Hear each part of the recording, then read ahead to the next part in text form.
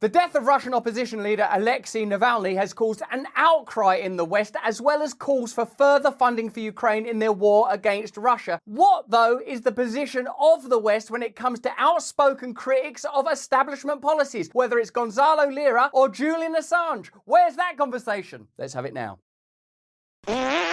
Hello there, you awakening wonders. Thanks for joining us on our voyage to truth and freedom that we undertake together. Remember, if you can support our content, we make additional videos every week just for our community, as well as interviewing important journalists who will be critical of the establishment. And at a time like this, where there is ongoing complexity and the need for adult conversations about difficult issues, this is precisely the coverage and conversation that's required. It's odd that Alexei Navalny has died at this time, just after Putin has been interviewed by Tucker. It's extraordinary and it's sad. Let's have a look at Alexei Navalny, what his politics were. Let's have a look at how the death is being utilized by the establishment media. And let's have a look too to see if there's any hypocrisy in this coverage, given that Julian Assange is still in prison in Belmarsh without trial, essentially for being critical of the policies of the West, in particular with regard to military action abroad. Let's see if we can hold all of this in our heads simultaneously and assess whether or not this death, which still as yet may not be a murder. I mean, it's quite likely it is a murder. He's died in prison. Putin is the sort of person that would have people murdered. There's no question about that. But is it being utilized to legitimize further expenditure and funding of the Ukraine war? And is it hypocritical to declare that this is morally outrageous while Julian Assange is still in prison and Gonzalo Lira died in a Ukrainian jail? Now, where outrage is growing following the death of Alexei Navalny, the staunch Putin critic who Russian authorities say died suddenly Friday in a Siberian prison.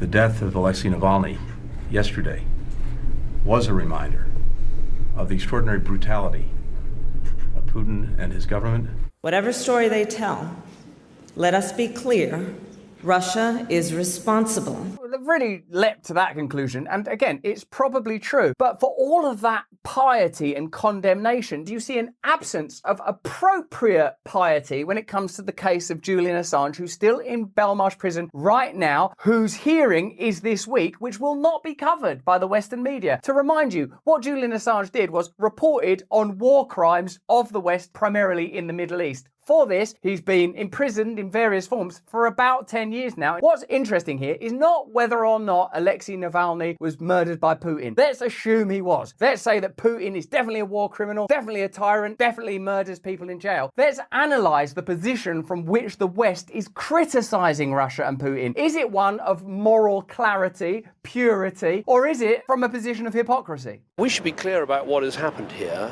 Putin's Russia imprisoned him, trumped up charges against him. Like, I guess what you could do is just imagine in your mind they were talking about Julian Assange, and then is there at any point a contradiction there? Trumped up charges against him, accusations appeared out of thin air. Essentially, the argument we're making is this: are our governments in a position to wage war, or a proxy war at least with Russia, on the basis of moral reasons when the conduct that they are condemning is so similar to their own conduct? Sent him to a Arctic penal colony, and now he's tragically died. And we should hold Putin accountable for this, and no one should be in any doubt about the dreadful nature of Putin's regime in Russia. That's what true morals and principles mean, that the values and principles can be applied to any situation. They're not used as a weapon. Aha! Right, this guy's dead. Brilliant. Remember, we hate Putin, don't we? And we can use this to amplify our narrative that we should perpetuate this profitable war. If they were real principles, they would be talking about Julian Assange and Gonzalo Lira in the same way. Oh yeah, should Julian Assange really be in Belmarsh? He hasn't had a trial or anything. Those would be the kind of conversations you'd hear David Cameron or Joe Biden publicly having. You won't, and there's a reason for that, isn't there? You know, like millions of people around the world, I'm literally both not surprised and outraged by the news. Reported death of Alexei Navalny. We all know that this is about utility. We all know that Joe Biden didn't have a genuine emotional reaction. What? Alexei Navalny's dead? Oh no, he was my favourite opponent of Russia's tyranny. Remember, the United States have definitely participated in the murder of political opponents, whether that's Saddam Hussein or Colonel Gaddafi. These people were just like publicly, almost evangelically murdered as a result of becoming enemies of American foreign interests, in addition to the crimes exposed by Julian Assange, whose plight is not so openly discussed. So if this is about moral, we should be not surprised because we knew how bad Putin was, but we should be outraged because we knew how bad Putin is. If that's your position, what is your position on Assange? He bravely stood up to the corruption, the violence, Like Assange. all the bad things that the Putin government was doing. In response, Putin had him poisoned, he had him arrested, he had him prosecuted for fabricated crimes. Assange. He sentenced him to prison. He was held in isolation. Like, at what point could you not apply these words to Julian Assange? Like, because he's not Russian? Is that what it is? Even all that didn't stop him from calling out Putin's lies. Even in prison, he was a powerful voice for the truth, which is kind of amazing when you think about it. Yeah, it is amazing. How can you do that speech and not in the back of your mind go, oh no, we're going to have to do something about Julian Assange? Yeah, but we can't, can we? Because we're going to continue to wage convenient wars around the world for decades to come. And indeed, this is one of those wars. The war with Russia is one of those wars. This is not about whether or not Putin is a tyrant. Let's say he is. This is not about whether Putin murdered Navalny. Let's say he did. This is about, is the West in any position to make such a judgment? And is there utility in this death and the way it's being reported? I.e., is it being used to drum up further funding, more goodwill from the public to perpetuate this very expensive war? And he could have lived safely in exile after the assassination attempt on him in 2020, which nearly killed him, I might add. A bit like the CIA plot against Julian Assange? No, nothing like that. In what way? We weren't able to execute our plot. So you're saying that Russian secret services are more effective than American secret services? No! Russian authorities are going to tell their own story. But make no mistake, Putin is responsible for Navalny's death. Putin is responsible. We can't continue to bring you this potentially paradigm-shattering information without the support of our sponsors. We got one for you right now. Stay to the end, please. Is it me, or does the future feel more insecure and uncertain? Wars, pandemics, lies, trickery. For those of you that are in the United States, there is a way to secure your hard-earned nest egg. American Hartford Gold makes it easy to protect your savings and retirement accounts with physical gold and silver. With one phone call, they can have physical gold and silver delivered right to your door or inside a qualifying retirement account like your IRA or 401k. American Hartford Gold is the highest rated firm in the United States with an A+ rating from the BBB, that's the Better Business Bureau, and thousands of satisfied clients right now. They'll give you up to $10,000 of free silver on your first qualifying order. This offer, I'm sorry to tell you, is only for customers from the United States of America. Call 866-505-8315. That's 866-505-8315. Or simply text BRAND to 998899. Then they'll know we sent you. Get up to $5,000 in silver and protect your future in this crazy, crazy world with some solid precious metals, literally made in stars. Now let's get back to the content. What has happened to Navalny is yet more proof of Putin's brutality. This tragedy reminds us of the stakes of this moment. Reminds me of Julian Assange's case, to tell you the absolute truth. Now, the death of Navalny is obviously sad. That's a human being with a family who's been, it seems, unjustly imprisoned and perhaps even murdered, potentially by the tyrannical Vladimir Putin as part of his criminal invasion in Ukraine. All of these things can be true, but what also remains true is that the military-industrial complex and the establishment elite behave in a comparable way, which makes all of this sudden lachrymose affection for Alexei Navalny seem a little insincere and exploitative. We have to provide the funding so Ukraine can keep defending itself. Oh, right. Okay, I suppose if only there was something we could do. Keep funding that war that's going so well. Yeah, because I suppose now Russia don't have nuclear weapons still, and NATO involvement, that's all wiped away, is it, with Navalny? Against Putin's vicious onslaughts and war crimes. Okay, vicious onslaughts and war crimes. So you've heard the establishment's perspective. Let's see if there's an alternative perspective available to us. The entire Western political media class are currently rending their garments about the prison death of Russian opposition leader Alexei Navalny and are being joined by the propaganda-addled citizenry of the Western Empire. Meanwhile, Julian Assange's last-ditch effort to appeal against extradition to the United States is coming up in a few days with a tiny fraction of the attention. Do you know what? It would almost be worth them saying, we're going to pardon Julian Assange because this has really affected us, the death of Navalny. It's made us realise that actually we do comparable things. So because we want to be able to perpetuate this forever war, we are willing to sacrifice one of our treasured injustices in order just to keep this profitable war going. Navalny's past release of confidential documents from the Russian government and state-run energy companies had drawn comparisons to Assange's work at WikiLeaks, which exposed US war crimes in Iraq and Afghanistan, as well as international corruption. That's why Assange is in prison. Not because he put service personnel personnel in harm's way. The Pentagon have been unable to demonstrate that WikiLeaks put any service personnel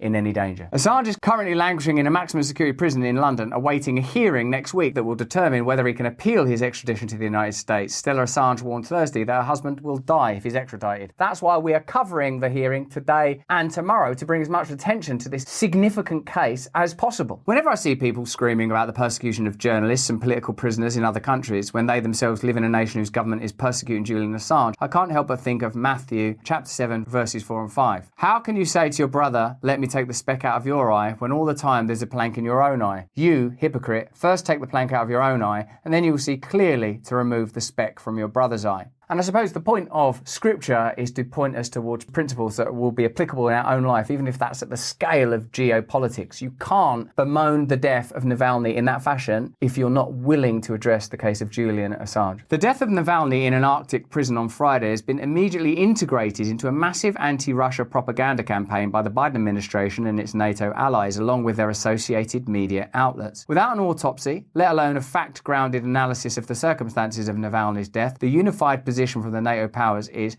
Putin killed Navalny. For the purposes of our analysis, we can accept that to be the perspective. We can say, okay, Putin killed Navalny, let's focus now, because we don't live in Russia. Our problems are not Russia. I don't believe that Russian expansionism will extend to other NATO countries and ultimately lead to the takeover of the United States and the United Kingdom. I think that they are a regional superpower. That might lead to aggression, as in the case of Ukraine. And that doesn't mean that's none of our business, but it does mean essentially we should be supporting diplomacy rather than military escalation and focusing on our own nations and our own democracy and our own infrastructure, particularly with the resources that are being spent on perpetuating this war, which I believe to be unwinnable. Let me know in the chat what you think. US President Joe Biden declared on Friday that there is no doubt that the death of Navalny is a consequence of something Putin and his thugs did. Secretary of State Antony Blinken proclaimed that it underscores the weakness and rot at the heart of the system that Putin has built. Russia is responsible for this. French President Emmanuel Macron greeting Ukrainian President Volodymyr Zelensky in Paris to sign a military alliance and offering him hundreds of millions of euros in aid, denounced Russia. Macron stressed his anger and indignation at Navalny's death. Amidst this propaganda offensive, it is first necessary to stress that there is no precise knowledge as to how Navalny died. Russia's Federal Penitentiary Service reported that Navalny lost consciousness after a walk, and efforts to revive him were not successful. Navalny, according to reports, may have died of a blood clot. It would be a terrible irony if he had died as a result of vaccine injury after all of this outrage from the establishment. What killed him? I don't know. He seemed to sort of suddenly develop myocarditis. Oh, okay. Is there any medications that he was on? There were. This would not absolve the Russian government of culpability. Navalny died in a Russian prison, and the Putin regime was responsible for his well-being and safety. This, however, does not warrant the claim, in the absence of evidence, that Navalny was murdered. Yes, I suppose that would be a sensible way to conduct this matter. Let's first get some evidence and then see where we are after that. Or you could get every Western leader to go onto the news and immediately say, Russia murdered this person. Particularly enthusiastic was Kamala Harris, who was talking as if she was an eyewitness.